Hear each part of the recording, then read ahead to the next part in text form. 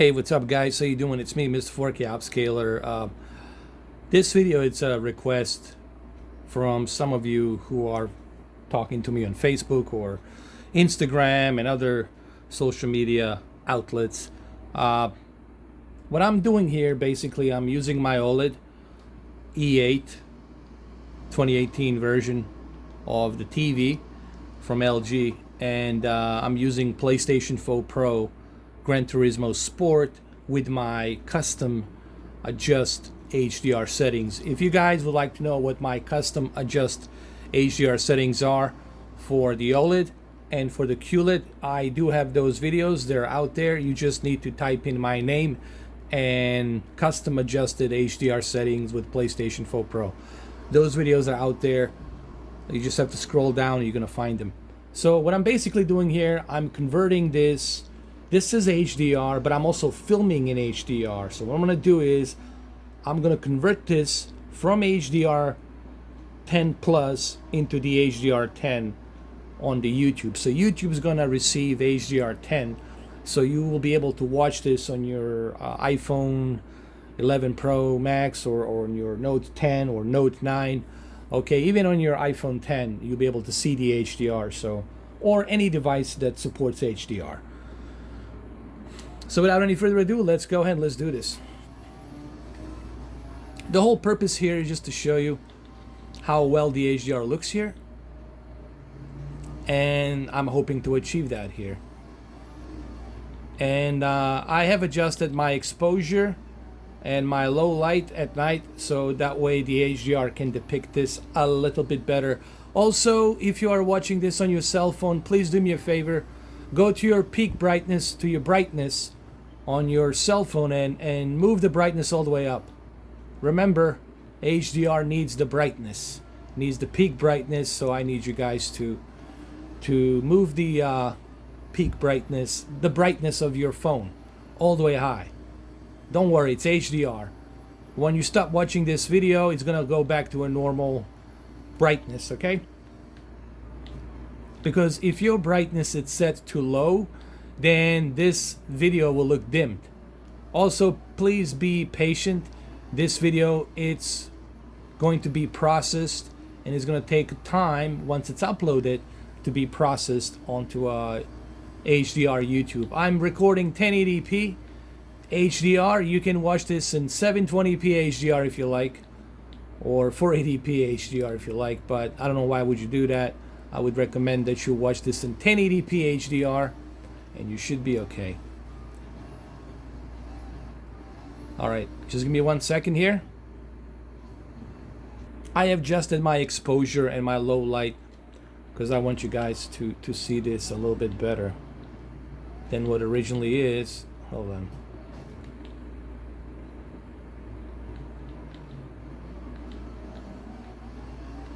Hold on. There we go, that's better.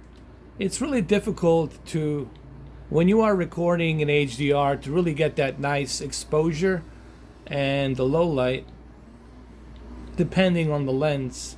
And obviously this is a iPhone 10 Plus lens. I'm recording this on iPhone 10 Plus. iPhone 10 Plus supports HDR 10 Plus. You can record with HDR 10 Plus, and you can do the same thing on the iPhone. You can record in HDR. It's not just on iPhone, but I think it's better. To me personally, the iPhone does a better job. I mean, the Samsung Note 10 Plus, in my opinion, does a better job capturing that HDR.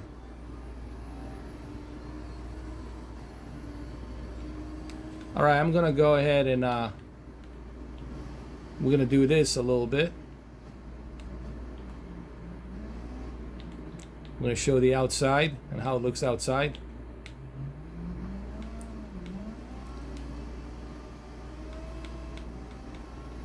By the way, the HDR on Gran Turismo Sport really looks great.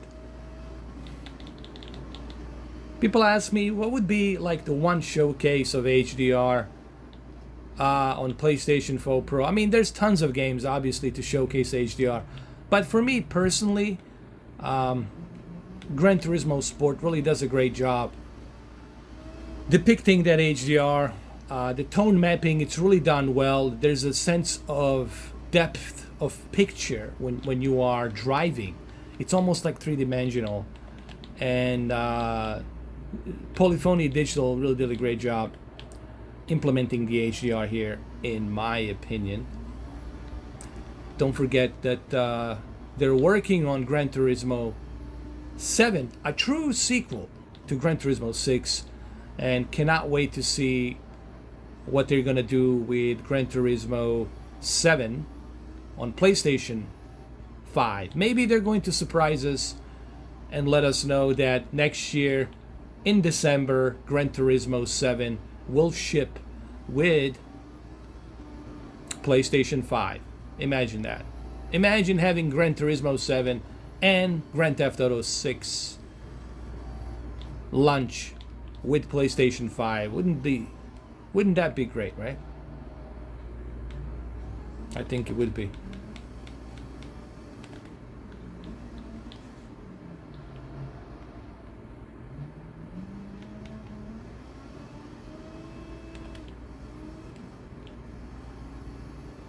Now we're gonna go down to this. Now let's go ahead, let's try a different track. Alright, we're gonna go ahead and choose a different track here during the sunset.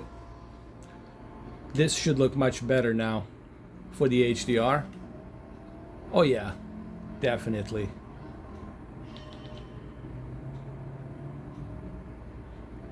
I think this is where you truly get to appreciate. With the rain, you do see it, but remember, HDR always thrives for the light and dark. And that's where it truly shines, because light shines onto a dark surface and then reflects different types of colors through photons that are reflecting. And this is where the HDR truly shines, is right here. And you get to see, this is what it's all about. I want to point out something. This is what it's all about, guys. When it comes to the HDR, you got to be able to see the sky. You got to be able to see the definition of the sky in the distance. That's what it's all about. It's about that dynamic picture, meaning natural picture. And that's what you want to achieve here.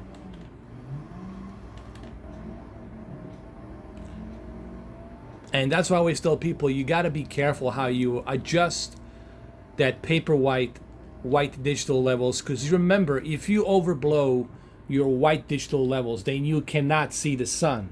You cannot even see the clouds formation. Just like in real life, you got to be able to see the clouds formation. You got to be able to see everything redefined, just like it would be in real life. That's what they're trying to do with dynamic range. They're trying to give you the best possible natural picture quality, and that's what it's all about. That's what the HDR, it's really all about at the end. It's about that.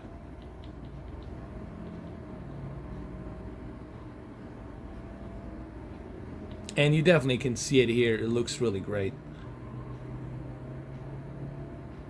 It looks just the way it should be. Almost like a real life.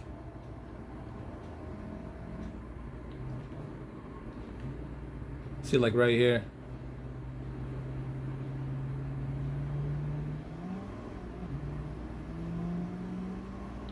Even here, you can see a different formation of the clouds. You see, you can even see the rain over here. It's a bit murky and grayish. So you got to be able to see the formation of everything.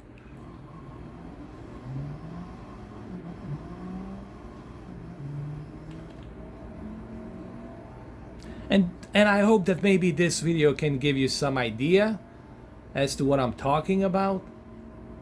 You know, it doesn't matter what kind of camera I use. I could use the red camera. I can use the Aries red camera, DSLR, 5K, 6K. It doesn't really matter what type of camera I use. It's really difficult for a camera lens to depict to what your eyes, your retina eyes are seeing versus what the camera lens is depicting. But at least maybe I can pinpoint out some key features for those of you who are not familiar as to how high dynamic range works, you know? The two key important elements on high dynamic range is the contrast ratio between your black digital levels and your white digital levels. Okay? The third important thing is the color gamut, depending on your television, what type of DCI-P3 color measurement can it produce, what type of spectrum of colors can it produce. And of course, the peak brightness of your TV, obviously, it's got to be 900 nits or above 1000 nits. I would just say if you have a 1000 nits television capable panel, then you're good to go pretty much, you know. See, like right here, see how beautiful that is and how well it reflects. Okay, and this is what I was trying to showcase here for you guys. This will be, like I said, it will be available on HDR where it's available on device like iPhone, Note 9, Note 10. The applications, it depends. It depends on your application from where you get it.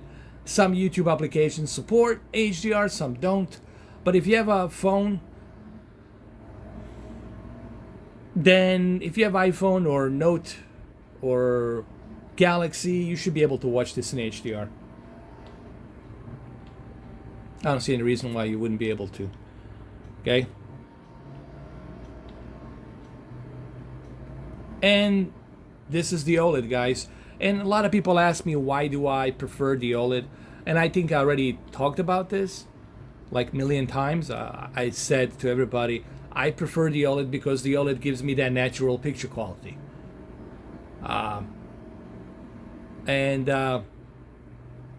If you're still afraid of the burn-in, well, guys, you know, then you're never gonna buy it. You know, you're never gonna have OLED. Like I said, this is my fourth OLED. I haven't seen any issues, man. I have used this TV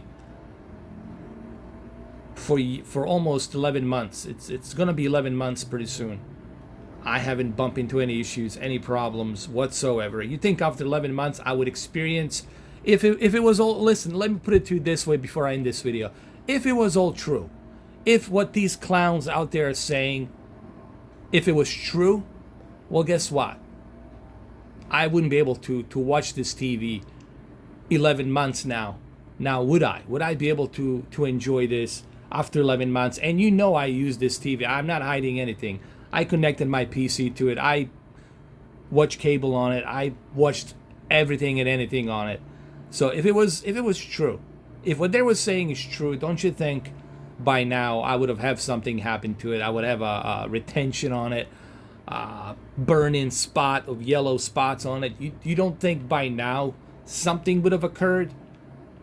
I think it would have occurred if it was true, if what they were saying is true. The reason it didn't happen, because I'm not idiot. I'm smart. I know what precautions to take. I know how to take care of my TV, okay? And that's why. But their argument is, even if you take a precaution, doesn't matter. Even if you watch 2 hours of HDR, you're going to get an immediate burn-in. That's the biggest baloney. And if you want to believe that baloney, if you want to jump into that bandwagon, be my guest, but you're missing out on a really great picture quality. I know my friend Jamie Slater, he's going to be enjoying this beautiful television in January. His father already has one, so congratulations to Jamie. All right, guys, well, have a good one, though, and I'll see you pretty soon. I just want to do this video really quick. I just kind of point out a few things, and thank you for watching. Cheers. Have a good one, though.